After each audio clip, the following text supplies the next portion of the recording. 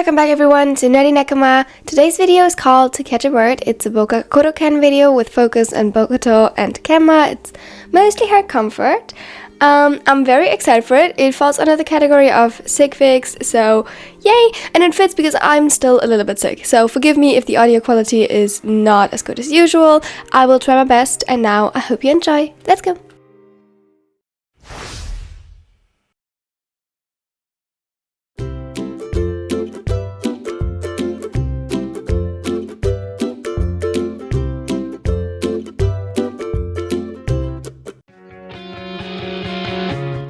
Have you ever had struggles finding good Haikyuu merch or anime merch in general? Because I for sure did. It can be hard. But this shop offers amazing merch. Like, I'm literally obsessed with the Haikyuu merch. They have the cutest hoodies ever. Now, if you want to get 10% off, click the link in the description. They offer me a collaboration which is literally amazing. And you support my channel this way. So, win-win. Let's go.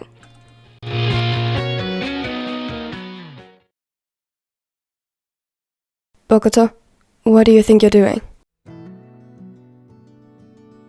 The taller flinched, causing him to accidentally hit his elbow against the kitchen counter, where he was just preparing himself a snack. He knew he was in trouble the moment Kenma said his last name. He only did that when he was exasperated with them, and mostly with him and Kuroo. A sheepish smile spread on his face, and he rubbed his neck nervously where he felt Kenma's gaze on him. A shudder ran down his spine, and he slowly turned around to face him.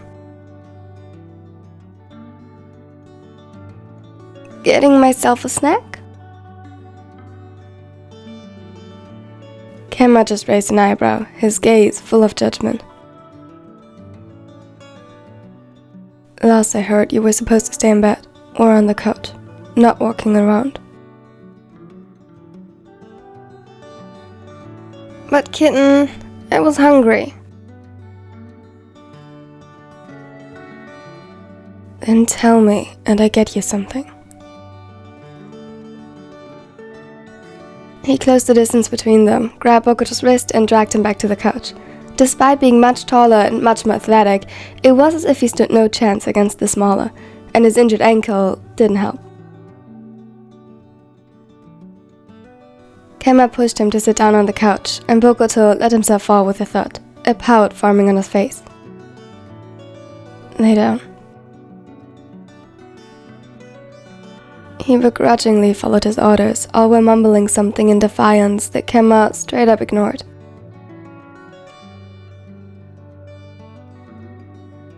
Lift your leg.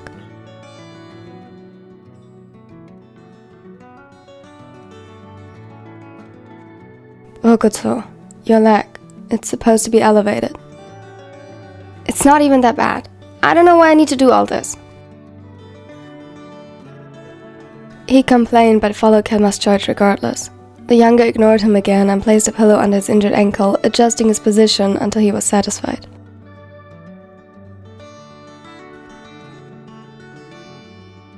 Stay here. I'll get you your snack. I was already done. If you had given me just one more second... He shut up as Kenma shot him a warning gaze. The smaller kept him in place with his eyes alone. Stay here, Bokuto. I mean it. He left to get the snack, and Bokuto for once listened. He wasn't happy about it, but it wasn't worth fighting with Kenma over. Especially because he knew he couldn't win this fight. His coach had said the same thing, that he should rest and not move too much for a while. A few seconds later, Kenma placed the sandwich he made himself on the coffee table and pushed it closer so that Bokuto could reach it. Then he disappeared again before the ace could ask him to stay. He pouted. He didn't even want to ask him after he forced him to lie down again, but it would have been nice not to be alone.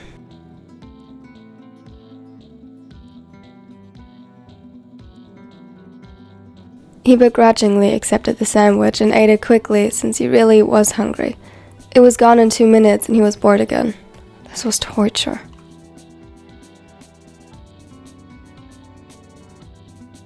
Kenma was still in the process of cutting various fruits into small pieces and arranging them on a plate when suddenly he heard a thud from upstairs.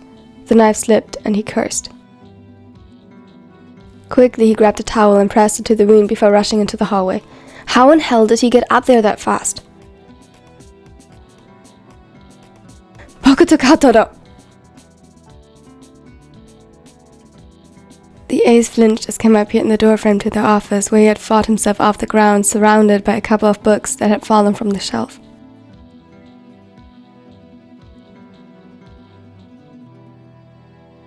I'm sorry. I said to stay on the couch. What for the God's sakes do you think you're doing?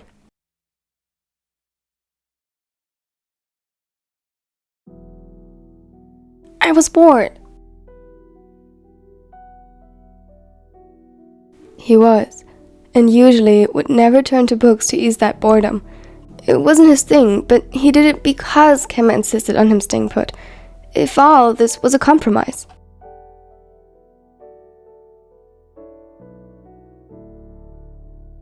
The smaller obviously didn't see it that way as he glared at him. The ace looked down, only now noticing the towel in his hand and how one corner of it began turning red. Kenma, what happened to your hand? Nothing. Go to bed. And if you need anything, ask.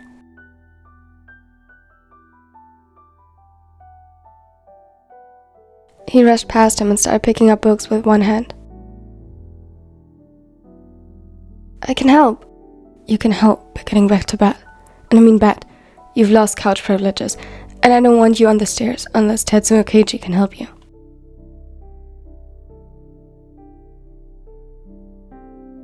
I can't hold your weight like that, or catch you if you fall.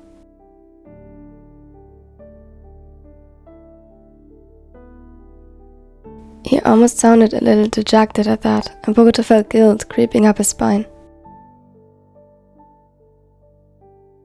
Kenma, I'm really sorry. Just go.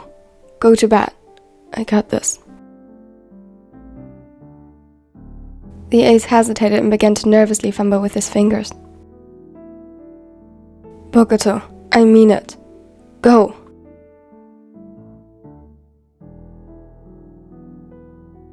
Kenma, Go. His shoulders slumped, but he complied. He really didn't mean to make Kenma mad or give him extra work by being clumsy. He needed to find a way to make it up to him.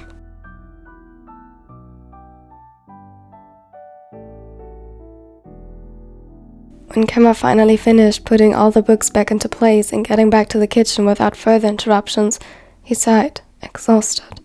Bokuto was a handful when sick or injured. He went over to the sink and carefully removed the towel to inspect the cut. It luckily wasn't deep and had almost completely stopped bleeding already. A hiss escaped his throat as he held it under cool water to clean it before drying it off with a paper towel and wrapping a band-aid around his finger.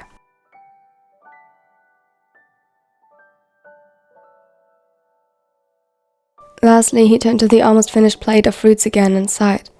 Maybe if he had just told Bokuto what he was doing, he wouldn't have gotten the stupid idea to get up again and would have waited.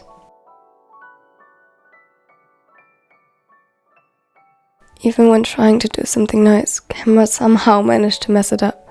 He chewed on the inside of his cheek nervously as he chopped up the last pieces of banana and placed them around the edges of the plate. Carefully, he carried his creation up the stairs, while trying to think of a way to apologize to Bokuto for being so harsh. That idea was quickly thrown out the window when he found the bedroom empty.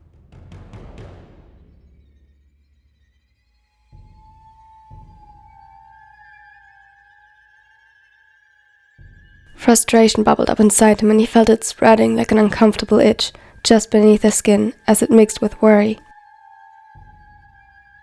He hurried back to the office, but nothing. Then the bathroom, no Bokuto. Next his gaming room and there he was, sitting in front of a shelf filled with games and looking through them. The blonde gritted his teeth, unsure which impulse to give in to first. Bokuto, what are you doing here? He flinched again, visibly so engrossed in the task that he hadn't heard Kenma coming in before smiling up at him sheepishly. It fell a little as he was confronted with Kenma's visible irritation.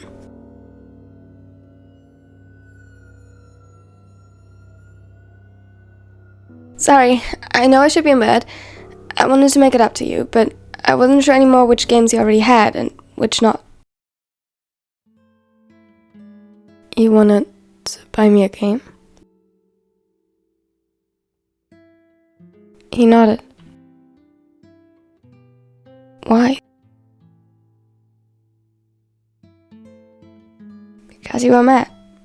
I made you angry and I wanted to make amends.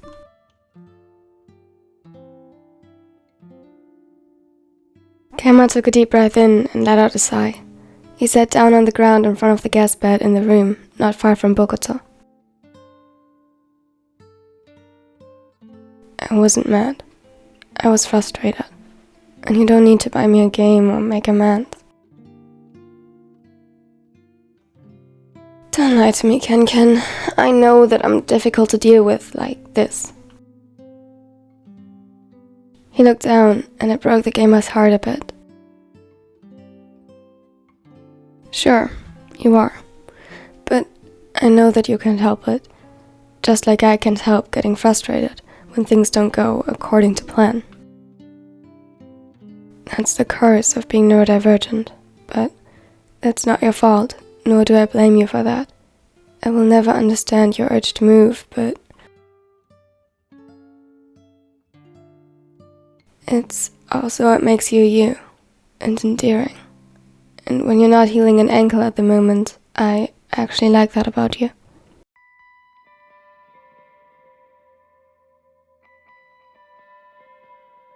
He placed the plate on the ground between them as a peace offering and hugged his knees to his chest.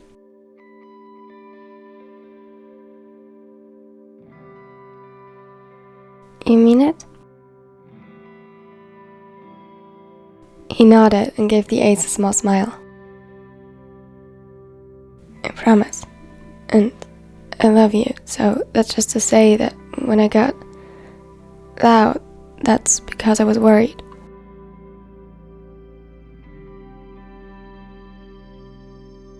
I shouldn't have, but no, I get it. It's like you said, the neurodivergent curse. The toddler moved closer and leaned back against the bed. So, what happened to your hand? I was preparing the fruit plate when I heard the books fall and got startled. Bokuto cringed and an apologetic look reflected on his face. I'm sorry. No, it's fine. The cut is tiny. They sat in silence for a moment until Bokuto began drumming on the floor. Kenma smiled as he cut the motion from the corner of his eyes. How about, since we're already here, we play some Mario Kart?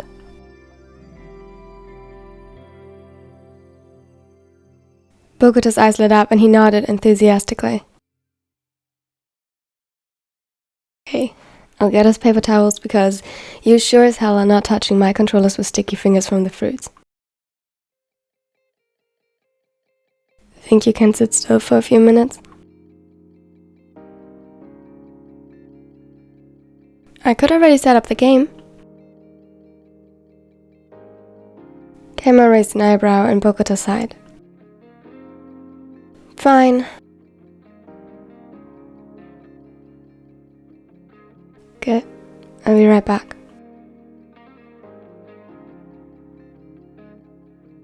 He hesitated by the doorframe and met his gaze again with a gentle smile and a blush blossoming on his cheeks.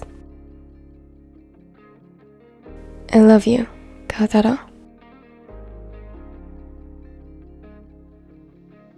The ace looked like he barely restrained himself from jumping up and wrapping him in his arms. His face split into a wide grin. I love you too, kitten. He rolled his eyes at the nickname and laughed. Akaashi watched Kuroo with mild amusement as they walked the last streets home together. He was growing visibly anxious while trying to hide it to the best of his abilities.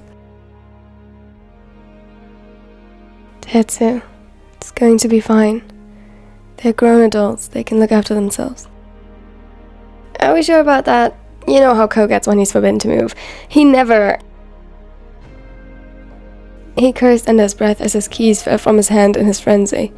A small chuckle echoed beside him, and Akaashi stepped forward to open the door himself.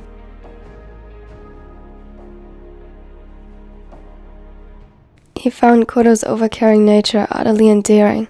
Should they ever adopt children, they'd be spoiled rotten. However, that didn't last when he saw the bloody towel on the kitchen counter. Perhaps the other wasn't wrong to worry so much. He tried to remain calm, if solely for Kuroo's sake, who immediately tensed next to him and searched the living room for their partners, before hectically moving on to other parts of the house. Akaashi didn't stop him, now worried himself. They found them a few minutes later asleep on the floor of the gaming room, the colorful lights of a video game still dancing over their faces. Now that's not a healthy position to sleep in. Akaashi nodded in agreement and carefully approached a sleeping Kenma who lay snuggled up to Bokuto's side closest to them. He wasn't an athlete himself anymore, but Kenma was the only one of his boyfriends still light enough for him to carry. Gently, he lifted the smaller into his arms, making him stir slightly. His eyes opened, and he looked at him confused.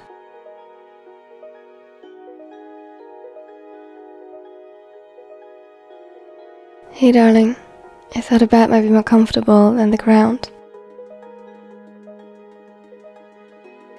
Kenma just hummed and now snuggled up to him instead. Akaashi threw one last glance at Kuroo, who in vain tried to wake up a deeply asleep Bokuto.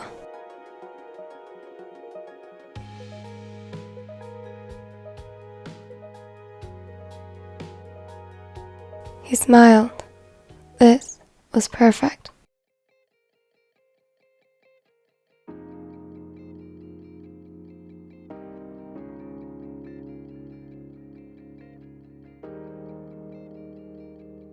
Thank you so much for watching to the end. It really means the world to me when you do. If you liked this video, consider leaving a like and consider subscribing so you won't miss out on anything in the future. And if you want to do me a huge favor, tell me in the comments what your favorite quote and moment from this video was, or just leave me a favorite emoji. I would be super curious. And yeah, this was the second video ever I made about the more neurodivergent characters, at least in my headcanon, so I hope you liked it. Special thanks goes out to my nerdy Nekos. You helped this channel out so incredibly much, so thank you. Here are my other social media where you can find me. I also have a Tumblr account now. I'm late to the party for that one. And yeah, here's more content. Check that one out if you like. I heard the videos are supposed to be pretty good, and I hope you have a wonderful and amazing day. Step 3, think real hard about what you want to be. Step 4, everybody just do your thing. Wake up, today's gonna be a good day. Wake up, today's gonna be a good day. Wake up.